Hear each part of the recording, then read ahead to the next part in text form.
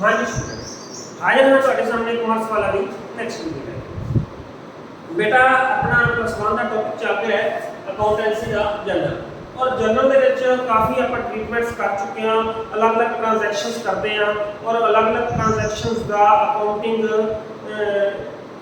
Record ਕਰਦੇ ਹਾਂ ਵੀ ਇਹਨੂੰ ਅਕਾਊਂਟਸ ਦੇ ਵਿੱਚ ਕਿਵੇਂ ਬੁੱਕਸ ਦੇ ਵਿੱਚ ਕਿਵੇਂ ਰਿਕਾਰਡ ਕੀਤਾ ਜਾਂਦਾ। ਠੀਕ ਹੈ, ਅੱਜ ਚਾਰ ਚੀਜ਼ਾਂ ਤੁਹਾਨੂੰ ਦੱਸਣ ਜਾ ਰਿਹਾ ਹਾਂ। Outstanding expenses, prepaid expenses, accrued income ते इनकम रिसीव्ड इन एडवांस, जिनके बारे में हम बड़ी चंगी तरह क्लियर कर चुके हैं पहला भी ये हुंदियां की है। ठीक है, हुण ये हुंदियां तो आप देख लिया भी की चीज़ां हुंदियां सी, पर इन्हां नूं बुक्स दे विच किवें रिकॉर्ड करना है उहदे बारे अज आपां गल करन जा रहे हैं। पहला ब्रीफ थोड़ा जिहा टॉपिक दस्सण जा रहा है भी की है आउटस्टैंडिंग एक्सपेंसेस की हुंदे ने। आउटस्टैंडिंग एक्सपेंसेस ऐसे एक्सपेंसेस जिहड़े देने सी पर दित्ते ने।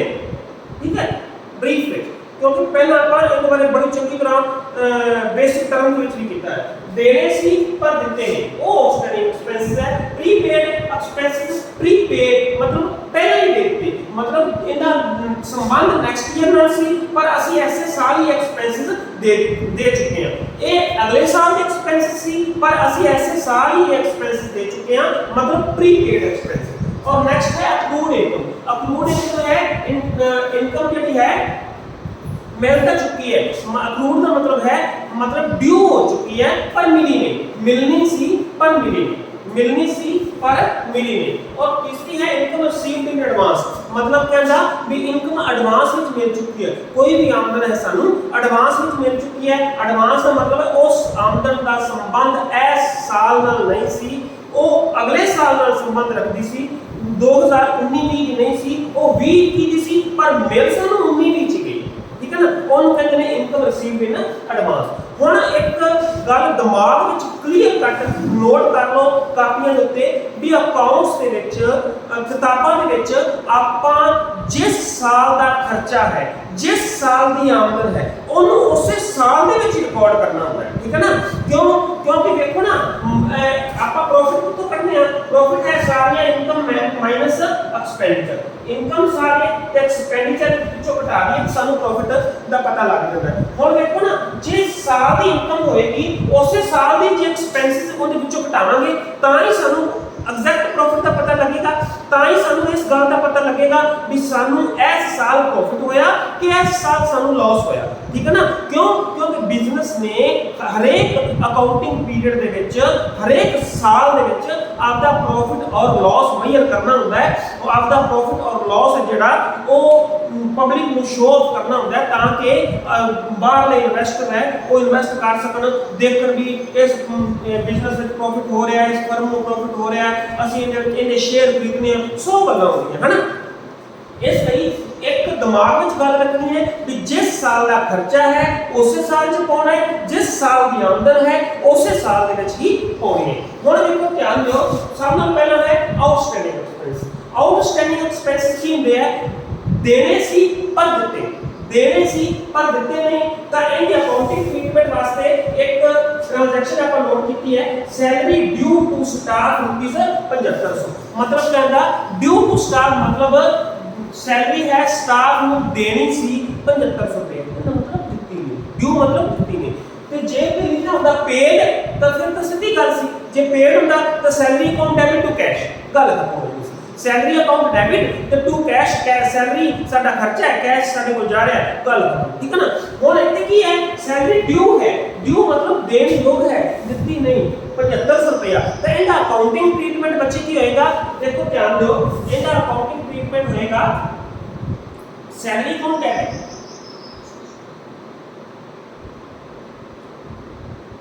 डेबिट टू आउटस्टैंडिंग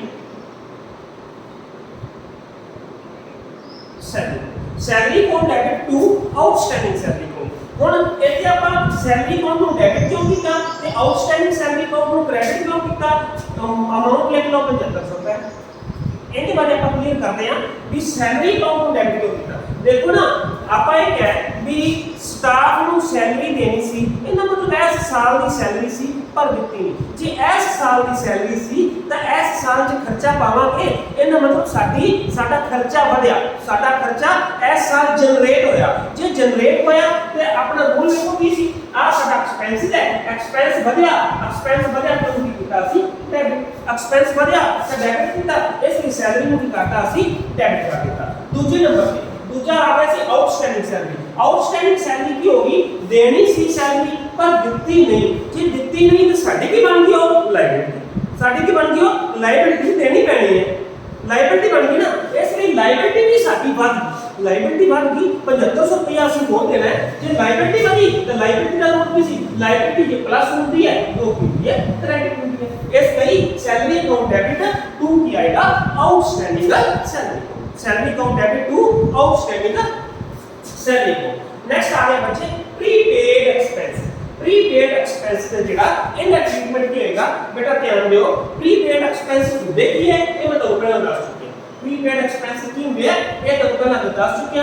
ਹੁਣ ਪ੍ਰੀਪੇਡ ਐਕਸਪੈਂਸ ਦੇ ਦੇਖੋ ਟੋਟਲ ਰੈਂਟ ਹੈ ਜਿਹੜਾ ਉਹ ਪੇ ਕਿੰਨਾ ਕੀਤਾ ਹੈ 10000 रुपए, टोटल रेंट 10000 रुपए पे किया, out of which rupees 2000 related to next year 10000 रुपए ਅਸੀਂ पे कर ਦਿੱਤਾ, ਪਰ ਉਹਦੇ ਵਿੱਚੋਂ 2000 रुपए ਜਿਹੜਾ ਸੀ ਉਹ ਨੈਕਸਟ ਈਅਰ ਨਾਲ ਸੰਬੰਧ ਰੱਖਦਾ ਸੀ, ਅਗਲੇ ਸਾਲ ਦਾ ਰੈਂਟ ਸੀ ਅਸੀਂ ਐਡਵਾਂਸ ਵਿੱਚ ਦੇ ਦਿੱਤਾ। ਜਦੋਂ ਆਪਾਂ 10000 रुपए पे ਕੀਤਾ ਹੋਣਾ ਹੈ ਤਾਂ ਐਂਟਰੀ ਕੀ ਹੋਣੀ ਹੈ, ਐਂਟਰੀ ਦੱਸੋ ਕੀ ਆਏਗੀ ਰੈਂਟ ਅਕਾਊਂਟ ਡੈबिट टू ਕੀ ਆਏਗਾ कैश अकाउंट कितना सी 10000 ਆਹੀ ਹੋਇਆ ਨਾ ਵੀ ਰੈਂਟ ਸਾਡਾ ਖਰਚਾ ਸੀ, ਕੈਸ਼ ਸਾਡੇ ਕੋਲ ਜਾ ਰਿਹਾ ਹੈ ਤਾਂ ਕੀ ਹੋ ਗਿਆ rent account debit to cash account. ਹੁਣ 10000 ਰੁਪਏ ਅਸੀਂ ਪਾ ਚੁੱਕੇ ਹਾਂ ਕਿੰਨੇ ਵਿੱਚ ਇਸ ਸਾਲ ਦੇ ਵਿੱਚ, ਬਟ ਇਸ ਸਾਲ ਵਿੱਚ 10000 ਪਾਣਾ ਨਹੀਂ ਸੀ, ਪਾਣਾ ਕਿੰਨਾ ਸੀ 8000 ਰੁਪਏ, 2000 ਰੁਪਏ ਤਾਂ ਨੈਕਸਟ ਈਅਰ ਦਾ ਸੀ। ਜੇ ਅਸੀਂ ਇਸ ਸਾਲ 2000 ਰੁਪਏ ਪਾ ਲਿਆ ਤੇ ਸਾਡਾ ਉਹਨਾਂ ਪ੍ਰੋਫਿਟ ਵੀ ਤਾਂ ਘੱਟ ਸ਼ੋ ਹੋਏਗਾ ਨਾ, ਪਰ ਅਸੀਂ ਤਾਂ ਪ੍ਰੋਫਿਟ ਦੀ ਸਹੀ ਪੋਜੀਸ਼ਨ ਵੀ ਪਤਾ ਕਰਨੀ ਹੈ ਵੀ ਸਾਨੂੰ ਇਸ ਸਾਲ ਪ੍ਰੋਫਿਟ ਕਿੰਨਾ ਹੋਇਆ, ਸਾਨੂੰ ਇਸ ਸਾਲ ਪ੍ਰੋਫਿਟ ਕਿੰਨਾ ਹੋਇਆ। ਤਾਂ ਇੱਥੇ ਕੀ ਹੋਏਗਾ ਬੱਚੇ ਧਿਆਨ ਦਿਓ, एंट्री की आएगी फिर एंट्री और 2000 रुपए की एंट्री और 10000 रुपए की ਨੂੰ ਕਰੈਕਟ ਕਰਨ ਵਾਸਤੇ ਦੇਖੋ ਨਾ 10000 ਰੁਪਏ ਰੈਂਟ ਪਾਇਆ ਸੀ ਪਰ ਪਾਣਾ ਕਿੰਨਾ ਸੀ 8000 ਰੁਪਏ, ਤਾਂ 2000 ਰੁਪਏ ਜਿਹੜਾ ਐਕਸਟਰਾ ਪਾਣਾ ਸੀ ਪਾਇਆ ਹੈ ਪ੍ਰੀਪੇਡ ਰੈਂਟ ਵਿੱਚ, ਉਹਦੀ ਐਂਟਰੀ ਕੀ ਹੋਏਗੀ prepaid rent account debit to rent, prepaid rent account debit to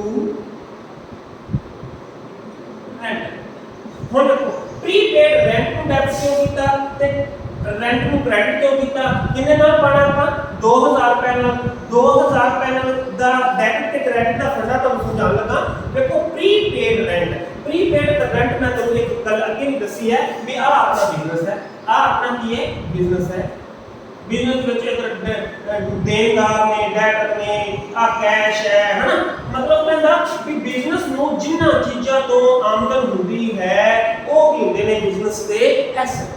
कोई भी बिजनेस से बाहर किसी को कैश लेना है कैश आएगा, फ्यूचर दे विच जदों जिथों जिन्ना भी चीज़ां तो सानू आमदन होने की संभावना है वो साडे एसेट, वो की साडे एसेट। ਹੁਣ ਵੇਖੋ ਨਾ ਆ ਪ੍ਰੀਪੇਡ ਐਕਸਪੈਂਸ ਦਾ ਮਤਲਬ ਹੈ ਅਸੀਂ ਪਹਿਲਾਂ ਹੀ ਦੇ ਚੁੱਕੇ ਹਾਂ, ਜੇ ਦੇ ਚੁੱਕੇ ਹਾਂ ਤੇ ਉਹਨੂੰ 2000 ਰੁਪਏ ਐਡਵਾਂਸ ਜਾ ਚੁੱਕਿਆ ਹੈ ਤਾਂ ਉਹ ਅਸੀਂ ਉਸੇ ਵੇਲੇ ਵੀ ਆਪਾਂ ਫਿਊਚਰ ਵਿੱਚ ਮੰਨ ਲਓ ਆਪਾਂ ਨੂੰ ਮੰਗ ਸਕਦੇ ਹਾਂ ਨਾ ਵੀ ਯਾਰ ਤੇਰੇ ਕੋਲ 2000 ਰੁਪਏ ਚਲਾ ਗਿਆ ਐਡਵਾਂਸ, ਤੂੰ ਮੈਨੂੰ 2000 ਰੁਪਏ ਦੇ ਦੇ, ਹਨਾ। ਇਹਨਾਂ ਮਤਲਬ ਉਹ ਵੀ ਸਾਡਾ ਕੀ ਬਣ ਚੁੱਕਿਆ ਐਸੈਟ ਬਣ ਚੁੱਕਿਆ ਹੈ, ਐਸੈਟ ਬਣ ਚੁੱਕਿਆ ਪ੍ਰੀਪੇਡ ਕੀ ਹੈ ਰੈਂਟ, ਪ੍ਰੀਪੇਡ ਰੈਂਟ ਜਿਹੜਾ ਉਹ ਸਾਡਾ ਐਸੈਟ ਬਣ ਚੁੱਕਿਆ ਹੈ। ਤੇ ਐਸੈਟ ਜਦੋਂ ਵੀ ਇਨਕਰੀਜ਼ ਹੁੰਦਾ ਹੈ, ਐਸੈਟ ਦੇਖੋ ਨਾ ਐਸੈਟ 2000 ਰੁਪਏ ਦਾ ਇਨਕਰੀਜ਼ ਹੋਇਆ ਤਾਂ ਕੀ ਕੀਤਾ ਇਹਨੂੰ ਡੈਬਿਟ ਕੀਤਾ, ਇਸ ਲਈ ਪ੍ਰੀਪੇਡ ਰੈਂਟ ਨੂੰ ਵੀ ਕਰਤਾ ਅਸੀਂ ਡੈਬਿਟ। ਨੰਬਰ 2 ਤੇ ਰੈਂਟ ਕੀ ਹੈ ਸਾਡਾ ਐਕਸਪੈਂਸ, ਰੈਂਟ ਕੀ ਹੈ ਸਾਡਾ ਐਕਸਪੈਂਸ 10000 ਸੀ 8000 ਪਾਣਾ ਸੀ 2000 ਰੁਪਏ ਐਕਸਪੈਂਸ ਘਟ ਗਿਆ ਸਾਡਾ, 2000 ਰੁਪਏ ਇਸ ਸਾਲ ਵਿੱਚ ਐਕਸਪੈਂਸ ਘਟਿਆ ਤੇ ਐਕਸਪੈਂਸ ਜਦੋਂ ਵੀ ਘਟਦਾ ਹੈ ਜੇ ਘਟੇਗਾ ਤਾਂ ਕਰੈਕਟ ਹੋਏਗਾ, ਜੇ ਘਟੇਗਾ ਤਾਂ ਕਰੈਕਟ ਹੋਏਗਾ। ਦੇਖੋ ਨਾ ਇਹ ਘਟਿਆ ਇਸ ਲਈ ਇਹਨੂੰ ਕੀ ਕਰ ਦਿੱਤਾ ਅਸੀਂ ਕਰੈਕਟ, ਇਸ ਲਈ prepaid rent account debit to rent account, ਇਹ ਦੀ ਐਂਟਰੀ ਹੋਏਗੀ general entry prepaid expense. Next बच्चे आ जाता है अक्रूड इनकम। अक्रूड इनकम क्या होती है, अक्रूड इनकम का मतलब है इनकम मिलनी सी पर मिली नहीं, आमदन मिलनी सी पर मिली नहीं। इनका मतलब की है कि इस साल ਅਸੀਂ ਕਮਾ ਚੁੱਕੇ ਹਾਂ, पर सानू अजे प्राप्त नहीं हुई। इन की है देखो बच्चे interest due but not received rupees 5000। For example कोई ब्याज सी असि ब्याज इस साल मिलनी सी सानू 5000 रुपए ड्यू मतलब मिलनी सी पर मिली नहीं 5000 रुपए तो उनका अकाउंटिंग ट्रीटमेंट देखो ना मिलनी सी पर मिली नहीं। ਇਹਦਾ मतलब ये है कि कदे तो मिलेगी ਉਹਨੂੰ ਲੈਣਦਾਰ ਅਸੀਂ ਇਹਦਾ मतलब ਉਹ ਕੀ ਬਣ ਗਿਆ ਸਾਡਾ ਐਸੈਟ ਬਣ ਗਿਆ। ਅਕਰੂਡ ਇਨਕਮ ਕੀ ਬਣ ਗਿਆ ਸਾਡਾ ਐਸੈਟ ਕਿਉਂਕਿ ਅਸੀਂ ਕਿਸੇ ਵੇਲੇ ਉਹਨੂੰ ਕਹਿੰਦੇ ਸਾਡੀ ਵਿਆਜ ਦੇ ਨਾਲ ਸਾਨੂੰ ਉਹਨਾਂ ਉਸ ਚੀਜ਼ ਤੋਂ ਆਮਦਨ ਹੋਵੇਗੀ ਔਰ ਜਿੰਨਾ ਚੀਜ਼ਾਂ ਤੋਂ ਆਮਦਨ ਹੁੰਦੀ ਹੈ ਉਹ ਸਾਡੇ ਕੋਲ ਹੁੰਦੀ ਹੈ ਐਸੈਟ। ठीक है ना इनका मतलब की है अक्रूड इनकम साडा एसेट है और एसेट जदों भी बढ़ते हैं तो वो की होंगे ने डेबिट जदों भी एसेट बढ़ते हैं तो की होंगे डेबिट। तो इनका अकाउंटिंग ट्रीटमेंट बच्चे ध्यान दियो अकाउंटिंग ट्रीटमेंट होएगा accrued interest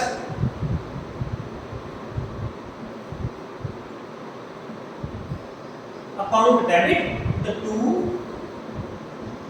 interest accrued interest account debit to interest account. ਹੁਣ ਕਿੰਨੇ ਹਜ਼ਾਰ ਰੁਪਏ 5000 ਰੁਪਏ ਅਕਰੂਡ ਇੰਟਰਸਟ ਨੂੰ ਡੈਬਿਟ ਕਿਉਂ ਕੀਤਾ ਸਾਡਾ ਐਸੈਟ ਸੀ ਵਧਿਆ ਹੈ ਡੈਬਿਟ ਹੋ ਗਿਆ ਔਰ ਇੰਟਰਸਟ ਕੀ ਹੈ ਸਾਡੀ ਆਮਦਨ ਹੈ। ਧਿਆਨ ਦਿਓ ਇੰਟਰਸਟ ਸਾਡੀ ਰੈਵਨਿਊ ਹੈ ਇਸ ਲਈ ਇਹਨੂੰ ਕੀ ਕੀਤਾ ਰੈਵਨਿਊ ਇਸ ਸਾਲ ਦਾ ਹੈ ਤਾਂ ਇਹਨੂੰ ਕਰਦਾ ਵਧਿਆ ਹੈ ਇਸ ਲਈ ਕ੍ਰੈਡਿਟ ਕਰਦਾ। ਰੈਵਨਿਊ ਹੈ ਸਾਡੀ ਆਮਦਨ ਹੈ ਇਸ ਸਾਲ ਵਿੱਚ ਆਮਦਨ ਪਾਣੀ ਹੈ ਤਾਂ ਕਰਕੇ ਸਾਨੂੰ ਇੰਟਰਸਟ ਨੂੰ ਅਸੀਂ ਕ੍ਰੈਡਿਟ ਕੀਤਾ ਤੇ ਸਾਡਾ ਕੀ ਬਣ ਗਿਆ ਉਹ ਐਸੈਟ ਹੈ ਐਸੈਟ ਬਣ ਗਿਆ ਇਸ ਲਈ ਨੂੰ ਡੈਬਿਟ ਕਰ। क्लियर है। नेक्स्ट आ गया बच्चे नेक्स्ट है इनकम रिसीव्ड इन एडवांस। ਜਦੋਂ ਵੀ ਇਨਕਮ ਐਡਵਾਂਸ ਦੇ ਵਿੱਚ ਰਿਸੀਵ ਕੀਤੀ ਜਾਂਦੀ ਹੈ ਕੋਈ ਵੀ ਇਨਕਮ ਜਦੋਂ ਅਸੀਂ ਐਡਵਾਂਸ ਵਿੱਚ ਰਿਸੀਵ ਕਰਨੀ ਆ ਤੇ ਆਪਾਂ ਨੂੰ ਜ਼ਿਆਦਾ ਪਤਾ ਹੈ ਜਦੋਂ ਕੋਈ ਵੀ ਇਨਕਮ ਐਡਵਾਂਸ ਵਿੱਚ ਅਸੀਂ ਰਿਸੀਵ ਕੀਤੀ ਉਹ ਇਸ ਸਾਲ ਦੀ ਨਹੀਂ ਸੀ ਕਿ ਐਡਵਾਂਸ ਵਿੱਚ ਰਿਸੀਵ ਕੀਤੀ ਤਾਂ ਸਾਡੀ ਉਹ ਲਾਇਬਿਲਿਟੀ ਬਣ ਗਈ ਅਸੀਂ ਕਦੇ ਵੇਲੇ ਕਿਸੇ ਵੇਲੇ ਵੀ ਅਸੀਂ ਉਹਨੂੰ ਵਾਪਸ ਕਰਨਾ ਹੋਏਗਾ ਕਿਉਂ ਐਡਵਾਂਸ ਮਿਲ ਗਈ ਜ਼ਿਆਦਾ ਲੈ ਬੈਠੇ ਅਸੀਂ ਠੀਕ ਹੈ ਨਾ।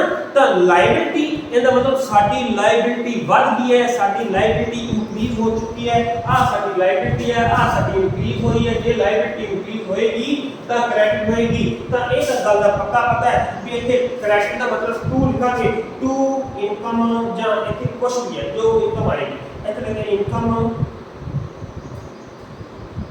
received in